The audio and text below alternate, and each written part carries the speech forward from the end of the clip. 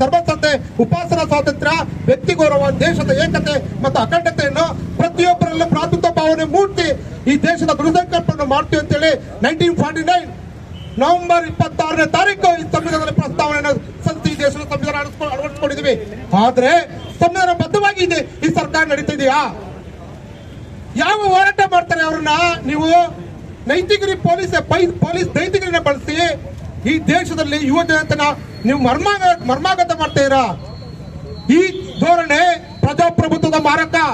ಬಾಬಾ ಸಾಹೇಬ್ ಅಂಬೇಡ್ಕರ್ ಇಡೀ ದೇಶದ ಪ್ರತಿಯೊಬ್ಬ ಪ್ರಜೆ ಓದ್ಬೇಕಾದ್ರೆ ತಿಳ್ಕೋಬೇಕಾದ್ರೆ ಏನಂದ್ರೆ, ಬಾಬಾ ಸಾಹೇಬ್ ಅಂಬೇಡ್ಕರ್ ನವೆಂಬರ್ 25ನೇ ತಾರೀಕು 1949ರಂದು ಸಂಸತ್ನಲ್ಲಿ ಮಾಡಿದ ಭಾಷಣಗಳನ್ನ ಈ ದೇಶದ ಪ್ರತಿಯೊಬ್ಬ ಪ್ರಜೆನೂ ಕೂಡ ತಿಳ್ಕೋಬೇಕು.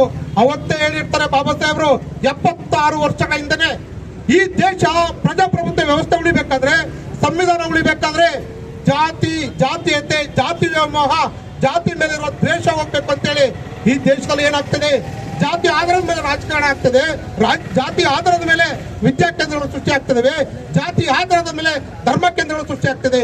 ಅಂತ ಸೃಷ್ಟಿಗೆ ಮೂಲ ಪುರುಷರು ಯಾರು ಒತ್ತು ಕೊಡ್ತಾ ಇರೋದು? ಅಂತ ಇದಿಷ್ಟಗಳು ದೂರ ಆಗ್ಬೇಕು. ಎರಡನೇದು ಹೇಳ್ತಾರೆ, ಯಾವುದೇ ಒಂದು ಪ್ರತಿಯೊಬ್ಬ ವ್ಯಕ್ತಿ ಕೂಡ ಧರ್ಮದ ಯಾವುದು ಧಾರ್ಮಿಕ ನಂಬಿಕೆ, ಅತಿಯಾದ ಧಾರ್ಮಿಕ ನಂಬಿಕೆ ಕೂಡ ಪ್ರಜಾಪ್ರಭುತ್ವ ಅವನತಿ ಅಂತಾರೆ. ಈ ದೇಶದಲ್ಲಿ 6450 ಜಾತಿಗಳಿವೆ, ಭಾಷೆಗಳಿವೆ, 7 ಧರ್ಮಗಳಿವೆ. ಆದ್ರೂ ಕೂಡ ಒಂದು ಧರ್ಮ ನಿರಪೇಕ್ಷ ಅಂತೇಳಿ ಭಾರತದ ಪ್ರಸ್ತಾವನೆಯಲ್ಲಿದೆ. ಆದ್ರೆ ಯಾರನ್ನ ಪೋಸ್ತಾ ಇದ್ದೀರಾ? ಬಹುಸಂಖ್ಯಾತರ ಬಿಟ್ಟು ಅಲ್ಪಸಂಖ್ಯಾತರ ನೀವು ಏನಂದ್ರೆ ಸಮುದಾಯದಲ್ಲಿ ಒಂದು 3% ಇರೋಂತ ಜನನ ಇವತ್ತು ಅವರ ಬೇಡಿಕೆಗಳನ್ನ ಅವ್ರು ಈಡೇರಿಸಂತ ನಿಟ್ಟಿನಲ್ಲಿ ಇದು ಪ್ರಜಾಪ್ರಭುತ್ವ ವ್ಯವಸ್ಥೆನ. ಸಂವಿಧಾನ ಹೇಳೋದು ಅದನ್ನ ಯಾವುದೇ ಧಾರ್ಮಿಕ ಭಾವನೆ, ಧರ್ಮ ನಿರಕ್ಷತೆ, ರಾಜಕೀಯದ ದೂರ ಇರಬೇಕು ಅಂತ ಹೇಳ್ತಾರೆ. ಆದ್ರೆ ನೀವೇನ್ ಮಾಡ್ತೀರಾ?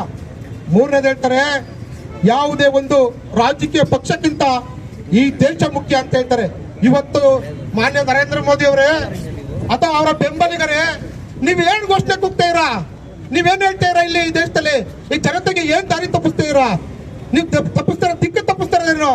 ಇದೇ ವೇದಿಕೆಯಲ್ಲಿ ನೆನ್ನೆ ಒಬ್ರು ಮಾತಾಡ್ತಾರೆ, ಏನು ಮುಲ್ಲಗಳು ಯಾರಿದ್ದಾರೆ ಅವ್ರು ಎದೆ ಸಿಡಿ 4 ಅಕ್ಷರಾಗಿಲ್ಲ ಅಂತ ಹೇಳ್ತಾರೆ. ಅದನ್ನ ಸಂವಿಧಾನದಲ್ಲಿ ಎಲ್ಲಾರ ಹೇಳ್ಯಾರ? ಇಲ್ಲಿ ಕೇಳಿ, ನಾವು ಹೇಳ್ತಿರೋದಿಷ್ಟೇ. ಅಂದ್ರೆ ಪ್ರತಿಯೊಬ್ಬರು ಕೂಡ ಅವ್ರಿಗೆ ನೀಟನ್ನ ಪ್ರಶ್ನೆ ಮಾಡಕ್ಕೆ ಹಕ್ಕಿಲ್ಲ ಅಂತ ಹೇಳ್ತೀರಾ.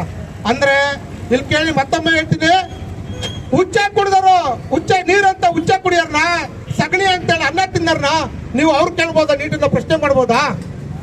ಕೇಳ್ಬೋದ? ಅದನ್ನ ನೀರು ಅಂತೇಳಿ ಹುಚ್ಚ ಕುಡಿಯೋರ್ನ, ನೀರು ಅನ್ನ ಅಂತೇಳಿ ಸಗಣಿ ತಿನ್ನೋರ್ನ ಅವ್ರು ಪ್ರಶ್ನೆ ಮಾಡ್ಬೋದಾ? ಉರಿಗೌಡ ಗೊತ್ತ ನೆನ್ಪಿದ್ಯಾ? ಉರಿಗೌಡ ನಂಜೇಗೌಡ ನೆನ್ಪಿದ್ಯಾ? ಅವ್ರು ಕೇಳ್ಬೋದ ಈ ಪ್ರಶ್ನೆ? ಇದು ಈ ದೇಶ V the people of India. ಇಂಡಿಯಾದಲ್ಲಿ ಪ್ರತಿಯೊಬ್ರು ಕೂಡ ನಾವೆಲ್ಲರೂ ಭಾರತೀಯರು. ಇಲ್ಲಿ ಜೀವಿಸ್ತಾ ಪ್ರತಿಯೊಬ್ರು ಕೂಡ ಭಾರತೀಯನಾಗಿದ್ದಾನೆ. ನೀವು ಬದಲಾಗಿದ್ದೀರ ಅಂತ ಅನ್ಕೊಂಡಿದ್ದು ನಾಯಕರೇ, ನೀವು ಇನ್ನೂ ಬದಲಾಗಬೇಕು. ಪರಿವರ್ತನೆ ಜಗದ ನಿಯಮ. ಹಾಗಾಗಿ ನಿಮ್ಮಲ್ಲಿ ಕೇಳೋದಿಷ್ಟೇ, ಇಂತ ಒಂದು ನೀಟ್ ಅಕ್ರಮದಲ್ಲಿ 20 ಮಕ್ಕಳು ಸಾಯ್ತಾರ್ರಿ. ನೀಟ್ ಪರೀಕ್ಷೆ ಅಂದ್ರೆ ಅವ್ರು ತ್ಯಾಗ ಮಾಡಿ ಓದಿರ್ತಾರೆ, ಅವ್ರ ಭವಿಷ್ಯ ರೂಪಿಸ್ಕೊಳ್ತಾರೆ. ಅವ್ರ ಭವಿಷ್ಯಕ್ಕೆ ಬೆಂಕಿ ಇಟ್ಟರೆ ಕೇಳದರಿಗೆ ನೀವು ನಗರ ನಕ್ಷಲ್ ಅಂತೀರಾ ಅಥವಾ ಇನ್ನೊಂದು ಬಿರುದು ಕಟ್ತೀರಾ? ಯಾವ ತರ ಮಾಡ್ತೀರಾ? ಮನ್ ಕಿ ಬಾತ್ ಅಥವಾ ಫೇಸ್ಬುಕ್ ಅಲ್ಲಿ ಬರೋದು ಯಾವ ಪ್ರಧಾನಿ ಬಂದಿದ್ರಿ? ಈ ದೇಶದ 75-78 ವರ್ಷದ ಇತಿಹಾಸದಲ್ಲಿ ಯಾವ ಪ್ರಧಾನಿ ಕೂಡ ದೇಶದ ಸಮಸ್ಯೆಗಳಾದಾಗ, ಮಕ್ಕಳು ಬೀದಿ ಬಂದಾಗ ಫೇಸ್ಬುಕ್ ಅಲ್ಲಿ ವಾಟ್ಸ್ಆಪ್ ಅಲ್ಲಿ ಬಂದಿದ್ದು ಯಾರು ನೋಡಿರಾ? ಈ ಪ್ರಧಾನಿ ಬರ್ತಾರೆ. ನಿಮ್ಮ ಮೌನ ಬಿಡಿ. ಈ ಸಮಾಜ ಎಚ್ಚೆತ್ತಿದೆ. ಇವತ್ತು ಮಕ್ಕಳ ಒಂದು ಸಾವಿದೆಯಲ್ಲ, ಇದು ಪ್ರತಿಯೊಬ್ಬರ ಮನೆ ಸಾವು. ಹಾಗಾಗಿ ಈ ಹೋರಾಟ ಇಲ್ಲೇ ನಿಲ್ಲಲ್ಲ. ನಾವು ಈ ಹೋರಾಟನ ಅಂತಿಮ ಹಂತಕ್ಕೆ ತಂದು ಹೋಗ್ತೀವಿ. ಯಾರು ಕೇಂದ್ರ ಉನ್ನತ ಶಿಕ್ಷಣ ಸಚಿವ ಧರ್ಮೇಂದ್ರ ಪ್ರಧಾನ್ ಅವ್ರು ರಾಜೀನಾಮೆ ಕೊಡಬೇಕು. ಏನು ಮಕ್ಕಳಿಗೆ ಯಾರು ಸತ್ತಂತ ಮಕ್ಕಳು ಹುತಾತ್ಮರಾಗಿದ್ದಾರೆ, ಆ ಮಕ್ಕಳನ್ನು ಹುತಾತ್ಮರು ಅಂತ ಕರಿಬೇಕು. ಅಂತ ಮಕ್ಕಳಿಗೆ ನೀವು 1 ಕೋಟಿ ಪರಿಹಾರ ಕೊಡಬೇಕು.